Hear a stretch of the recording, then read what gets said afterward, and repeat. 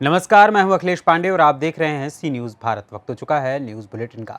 इस बुलेटिन में हम जानेंगे कि कहां कांग्रेस कार्यकर्ताओं ने पेट्रोल और गैस के बढ़ते दामों को लेकर किया विरोध प्रदर्शन, कहां रिश्वतखोर पुलिसकर्मियों के हो रहे हैं हौसले बुलंद, कहां नॉर्मल डिलीवरी के नाम पर हॉस्पिटल ने वसूले 40,000 रुपए, फिर भी नवजात की हुई मौत। आइए ऐसी तमाम खबरों पर विस्तार से करते हैं चर्चा। पेट्रोल और गैस के बढ़ते दामों को लेकर कांग्रेस पार्टी के कार्यकर्ताओं ने आज गोरखपुर इंदिरा बाल बिहार तिराहे पर गैस सिलेंडर और मोटरसाइकिल को श्रद्धांजलि स्वरूप हार पहनाकर अपना विरोध प्रदर्शन किया। कांग्रेस पार्टी के कार्यकर्ताओं का कहना है कि लगातार बीजेपी सरकार में महंगाई बढ़ती जा रही है। ऐसे में गरीब आदमियों का जीवन यापन कर पाना बड़ा ही मुश्किल नजर आ रहा है। कांग्रेस कार्यकर्ताओं ने कहा कि घरेलू गैस सिलेंडर की कीमतों में एक बार फिर से उछाल हुई है और इस महीने गैस की कीमत में 50 रुपए की बढ़ोतरी हुई है। बढ़ी हुई गैस के दाम का सीधे सीधे गरीब और मध्यम वर्ग परिवार के व्यक्तियों की जेब पर पड़ रहा है। केंद्र में बैठी बीजेपी सरकार महंगाई और बेरोजगारी को कंट्रोल करने में असफल नजर आ रही है। गोरखपुर से सी न्यूज़ संवाददाता सतेन की रिपोर्ट। मधुबन के सुदूर क्षेत्र में स्थित मधुबन सेंट्रल स्कूल केवल शिक्षा के क्षेत्र में ही नहीं बल्कि खेलकूद के क्षेत्रों में भी कीर्तिमान स्थापित कर रहा है। इस विद्यालय से शिक्षा प्राप्त छात्रों ने डॉक्टरी, इंजीनियरिंग के अलावा प्रशासनिक पदों पर भी अपनी जगह बनाई है। सीबीएसई की परीक्षाओं में भी इस विद्यालय के छात्र उच्चतर अंक प्राप्त कर जिला एवं क्षेत्र का नाम रोशन करते हैं। वहीं खेल के क्षेत्र में इस विद्यालय के छात्रों ने बहुमुखी आयाम का परिचय दिया है। कला, संस्कृति एवं युवा विभाग तथा बिहार राज्य खेल प्राधिकरण के तत्वाधान में सुपौल स्टेडियम में आयोजित राज्य स्तरीय अंडर 14 खो-खो टूर्नामेंट में मोतिहारी की टीम ने भोजपुर की टीम को हराकर क्वार्टर सेमीफाइनल में अपनी जगह बना ली है। बता दें कि इस मोतिहारी की टीम में मधुबन सेंट्रल स्कूल के 7 छात्र राहुल, अमन, प्रवीण, राधेश्याम, रवि, अर्चित, विकास ने बेहतर प्रदर्शन किया है। इनके बेहतर प्रदर्शन को देखते हुए विद्यालय के निदेशक रणवीर कुमार सिंह ने इन बच्चों के उज्जवल भविष्य की कामना करते हुए कहा कि इस विद्यालय के लिए गौरव का ये क्षण है। उन्होंने मोतिहारी की टीम को फाइनल में पहुंचने के लिए जीत की अग्रिम बधाई भी दी है। बिहार राज्य खेल प्राधिकरण के तहत जो राज्य अंतर जिला कार्यक्रम जो कि सुपौल में हो रहा है, उसमें आज पूर्वी चंपारण की खो-खो अंडर 14 टीम ने प्री क्वार्टर में भोजपुर को हराकर क्वार्टर में जगह बनाई है। पूर्वी चंपारण की खो-खो अंडर 14 की टीम, जिसमें मधुबन सेंट्रल स्कूल के 7 खिलाड़ी से जो टीम सुसज्जित है, मैं उस टीम के सभी खिलाड़ियों को बहुत बहुत बधाई और शुभकामना देता हूं और ये उम्मीद और ईश्वर से प्रार्थना करता हूं कि ऐसे ही वो पूर्वी चंपारण का नाम आगे भी इस टूर्नामेंट में रोशन करेंगे और फाइनल जीतकर पूर्वी चंपारण का नाम पूरे बिहार में और देश में रोशन करने का काम। मोतिहारी से सी न्यूज़ संवाददाता राकेश कुमार पांडे की रिपोर्ट। संभल में योगी सरकार बनने के बाद भी पुलिस के कारनामे बंद नहीं हो रहे हैं। संभल पुलिस का एक नया कारनामा सामने आया, जिसमें एक दरोगा, 2 कांस्टेबल 80,000 की रिश्वत लेते हुए सामने आए हैं। उनका एक वीडियो सोशल मीडिया पर काफ़ी तेज़ी से वायरल हो रहा है, जिसमें एक दरोगा, 2 कांस्टेबल वीडियो में रिश्वत लेते हुए नजर आ रहे हैं।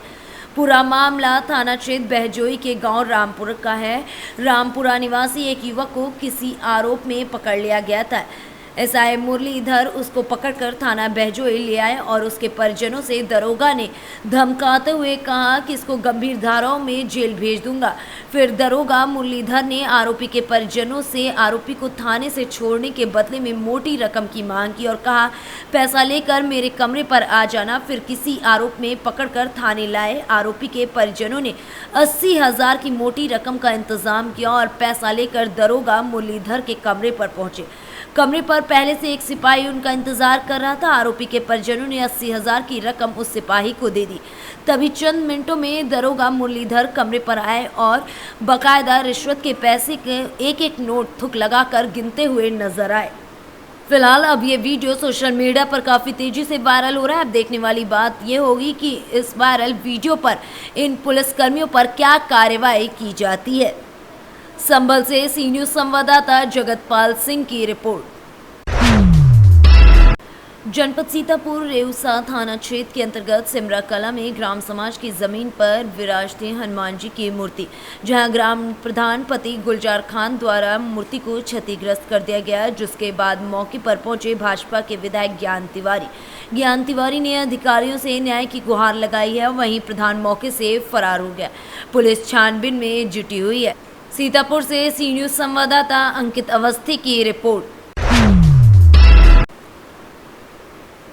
जनपद सीतापुर लहरपुर में स्वास्थ्य विभाग की बड़ी लापरवाही एक बार फिर सामने आई है। बता दें कि बेखौफ होकर ग्रामीण भोली भाली जनता को इलाज के नाम पर लूटने का काम स्वास्थ्य विभाग के कर्मचारी ही कर रहे हैं। ऐसा ही मामला जनपद सीतापुर के लहरपुर में संचालित वाहिद हॉस्पिटल में देखने को मिला, जहां पीड़ित परिवार ने कोतवाली प्रभारी लहरपुर को प्रार्थना पत्र देकर न्याय की गुहार लगाई है।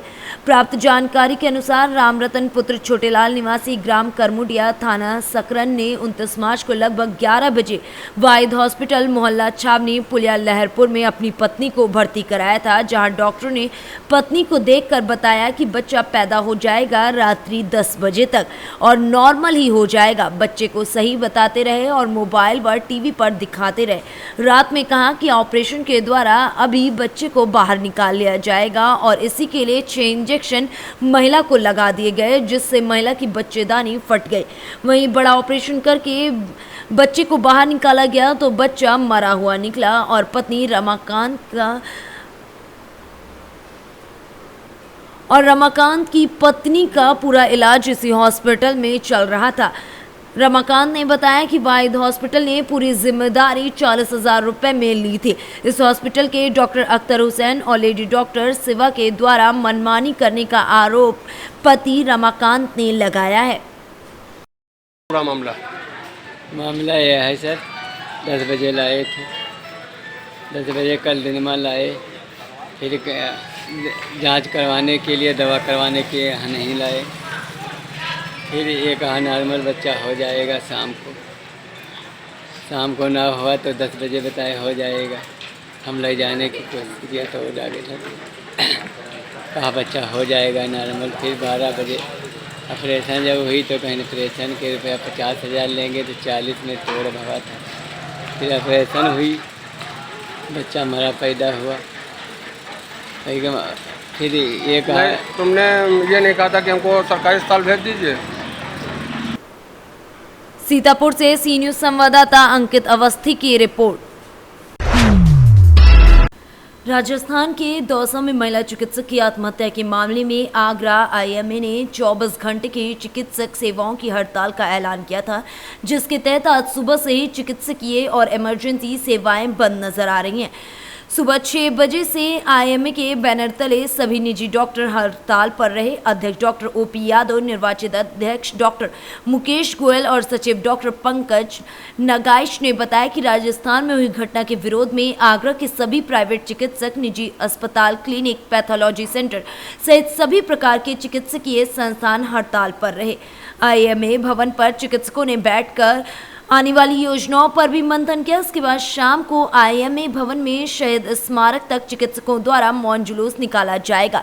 उन्होंने शासन प्रशासन के समक्ष अपनी मांगें भी प्रस्तुत की हैं। मैं डॉक्टर मुकेश गोयल, अध्यक्ष निर्वाचित आईएमए आगरा। डॉक्टर साहब, आज सभी चिकित्सकों की हड़ताल है, क्या वजह है इसकी, क्या मांगे हैं? दरअसल बात यह है कि चिकित्सा क्षेत्र के अंदर जब भी हम काम करते हैं तो कुछ ना कुछ कॉम्प्लिकेशंस होते हैं और मरीजों का इलाज करते समय मरीज की मृत्यु भी हो जाती है। ऐसा ही एक इंसिडेंस हुआ दौसा के अंदर। डॉक्टर अर्चना शर्मा जो गोल्ड मेडलिस्ट थी, उन्होंने ऑपरेशन किया और ऑपरेशन के दौरान मरीज ठीक भी था, लेकिन बाद में उसे कॉम्प्लिकेशन हुए कुछ और एक्सपायर हो गया। तो उनके खिलाफ धारा 302 में मर्डर में उनकी एफआईआर लॉन्च की गई।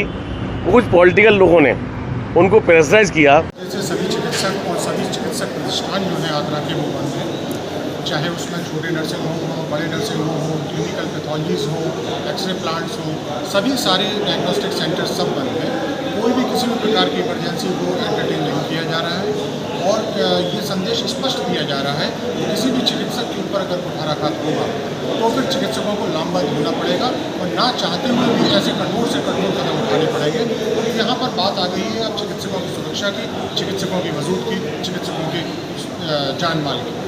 और क्या मांगे आपकी?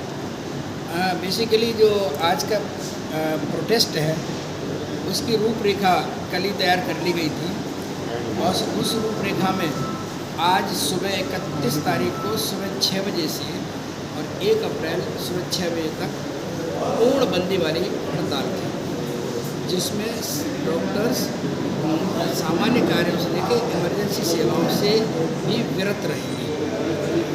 दूसरा ये था कि हम लोग 12 से 2 बजे के बीच IMA भवन में इकट्ठे होंगे और 2 बजे से 5 बजे के बीच हम। आगरा से सी न्यूज संवाददाता अनुज उपाध्याय की रिपोर्ट। हमीरपुर के दीपा थाना क्षेत्र के ग्राम पिपलिटी जाट में अज्ञात चोरों ने लाखों की चोरी को अंजाम दिया और मौके से फरार हो गए। अज्ञात चोरों ने घर में रखे सोने चांदी के जेवरात सहित नगद रुपयों की चोरी को अंजाम दिया। पीड़ित ने पुलिस को शिकायती पत्र देकर कार्रवाई की मांग की है। दरअसल ये पूरा मामला बिजनौर के तहसील चांदपुर के हीमपुर दीपा थाना क्षेत्र का है, जहां बीती रात्रि अज्ञात चोरों ने गांव पीपली जट निवासी संजीव कुमार पुत्र स्वर्गीय ब्रजराज सिंह के घर में सोने चांदी के जेवरात सहित लाखों की चोरी को अंजाम दिया और फरार हो गए। पीड़ित का आरोप है कि जब रात में वो अपने घर में दूसरे कमरे में सो रहा था तो अज्ञात चोरों ने उसके घर के कमरों को निशाना बनाया और वहां रखे सोने चांदी के लाखों के जेवरात सहित नगद 10,000 रुपए की चोरी को अंजाम देकर फरार हो गए, जिसमें पीड़ित का लाखों का नुकसान हुआ है। पीड़ित संजीव कुमार ने थाना हीमपुर दीपा पुलिस को शिकायती पत्र देकर चोर को पकड़ने और माल बरामद कराने की मांग की है। बिजनौर से सलीम हाशमी के साथ अजमल अंसारी की रिपोर्ट। बुलंदशहर में डिग्री कॉलेज के छात्र छात्राओं ने कॉलेज परिसर में हंगामा कर की नारेबाजी। क्लास में पढ़ा रहे प्रोफेसर पर धार्मिक भावनाओं को ठेस पहुंचाने का छात्र छात्राओं ने लगाया आरोप। प्रोफेसर पर भगवान राम और सीता पर आपत्तिजनक टिप्पणी करने का छात्र छात्राओं ने आरोप लगाया। छात्र छात्राओं ने प्रधान अध्यापक के कार्यालय के बाहर एकत्रित होकर हंगामा किया। प्रोफेसर पर कार्रवाई की मांग को लेकर प्रधान अध्यापक को ज्ञापन भी सौंपा गया। वहीं कॉलेज प्रशासन ने उचित कार्रवाई का आश्वासन देकर छात्र छात्राओं को शांत कराया। बुलंदशहर की खुर्जा नगर कोतवाली क्षेत्र के NREC डिग्री कॉलेज का पूरा मामला है। मेरा नाम रघु ठाकुर है। कौन सी क्लास के छात्र हैं? मैं LLB प्रथम वर्ष का छात्र हूँ। आज है NRC कॉलेज डिग्री में है जो प्रदर्शन चल रहा है, क्या पूरा मामला है? प्रदर्शन मामला ये है कि यहाँ जगह पर कल एक क्लास पढ़ा रहे थे स्वामी विवेकानंद, ये इनका नाम जो विवेकानंद जी है, ये सोशियोलॉजी की क्लास पढ़ा रहे थे, जिनमें इन्होंने भगवान श्री राम को लेकर गलत टिप्पणी की है। इन्होंने हमारे भावनाओं को आहत किया है, जिसके संबंध में आज प्रदर्शन और ज्ञापन दिया है। क्या कार्रवाई चाहते हैं? कार्रवाई जो भी है कि शिक्षक संघ और वगैरह सब मिलकर प्रधानाचार्य जी ने आश्वासन दिया है कि जो भी उचित कार्रवाई है वो करेंगे। अगर उचित कार्रवाई नहीं होती है तो फिर आगे अपनी कार्रवाई को हम और आगे बढ़ाएंगे। सर, आज NRC की डिग्री कॉलेज में ये प्रदर्शन कर रहे हैं छात्र, क्या पूरा मामला था? ऐसा एक डॉक्टर विवेकानंद जी है हमारे सोशियोलॉजी में एसोसिएट प्रोफेसर है, वो क्लास में किसी टॉपिक को पढ़ा रहे हैं। अब टॉपिक कई प्रकार के हैं उनके सोशियोलॉजी में, कई विवादित टॉपिक भी है, कई धार्मिक टॉपिक भी है, कई सामाजिक टॉपिक भी है। तो उन्होंने कोई एग्जाम्पल दिया होगा, तो हो सकता है बच्चों को उसका अर्थ गलत लगा हो, है ना, होता है भाई, किसी बच्चे को गलत भी लग सकता है। ये हम जो बोल रहे हैं व्यूज़, ये जरूरी नहीं है कि 100 लोगों को वो व्यूज़ सही लगे, अब कुछ बच्चों को उसका बुरा लगा। छात्रों की क्या मांग है सर? छात्रों की मांग ये है कि वो हमसे खेद व्यक्त करें। तो वो अभी उन्होंने सभी बच्चों के सामने जो आयु हुई थे तभी से सारी बच्चे हमारे ही छात्र हैं वो, तो उनके सामने उन्होंने खेद व्यक्त कर दिया है टॉपिक पर, अगर उन्हें अच्छा नहीं लगा है तो। और विवेकानंद जी से उन्होंने लिखित में भी मांगा है। बुलंदशहर से सी न्यूज संवाददाता नितिन सिंह की रिपोर्ट। 2 दिन पहले हुए SDFC कैश वैन से लूट के मामले में एक अभियुक्त को पैर में गोली मारकर पकड़ लिया गया था। वहीं कुछ अभियुक्त फरार चल रहे थे, जिसमें से आज एक अभियुक्त ने इनकाउंटर व पुलिस के भय से सदर कोतवाली में आकर आत्मसमर्पण कर दिया। वहीं लोग इसे योगी की पुलिस का भय भी कह रहे हैं। देवरिया की पुलिस की भूरी भूरी प्रशंसा भी की जा रही है। देवरिया से सी न्यूज संवाददाता ज्ञानेंद्र की रिपोर्ट। हलिया उच्चीकृत प्राथमिक स्वास्थ्य केंद्र परिसर हलिया में गुरुवार को प्रभारी चिकित्सा अधिकारी अभिषेक जायसवाल व बीसीपीएम अनिल कुमार की अध्यक्षता में आशा कार्यकर्ताओं की बैठक आयोजित की गई, जिसमें आने वाली 2 अप्रैल से 30 अप्रैल तक चलने वाले संचारी रोग नियंत्रण के दस्तक अभियान के तहत 1 दिवसीय प्रशिक्षण दिया गया। प्रभारी चिकित्सा अधिकारी ने आशा कार्यकर्ताओं को संचारी रोगों की रोकथाम के लिए दस्तक अभियान के तहत घर घर जाकर लोगों को जागरूक करने के लिए कहा। बुखार से पीड़ित रोगियों तथा कुपोषित बच्चों को चिन्हित कर क्षेत्रवार सूची बनाने के लिए बोला गया। संचारी रोगों से बचाव के लिए ग्रामीणों को साफ सफाई के लिए प्रेरित करने के लिए गांव में स्थित कुएं में ब्लीचिंग पाउडर का छिड़काव करने तथा मच्छरोधी दवाओं का छिड़काव करवाने का निर्देश दिया गया, जिससे संचारी रोगों से बचाव किया जा सके। यूनिसेफ के ब्लॉक समन्वयक अंकित शुक्ला ने आशा कार्यकर्ताओं को संचारी रोगों की रोकथाम के लिए विस्तार पूर्वक जानकारी दी और दस्तक अभियान के तहत घर घर जाकर लोगों को संचारी रोगों से बचाव के लिए साफ सफाई, शुद्ध पेयजल तथा मच्छर जनित बीमारियों से बचाव के लिए जागरूक करने के लिए कहा। बैठक के बाद आशा कार्यकर्ताओं ने संचारी रोगों से बचाव के लिए प्राथमिक स्वास्थ्य केंद्र से हलिया बाजार तक रैली निकालकर लोगों को संचारी रोगों के प्रति जागरूक किया। इस दौरान आशा कार्यकर्ता ममता देवी, नाजमा बेगम, उर्मिला, रोशनी, सुप्रिया, पूनम, अर्चना, शशिकला, सुषमा आदि आशा कार्यकर्त्री मौजूद रहीं।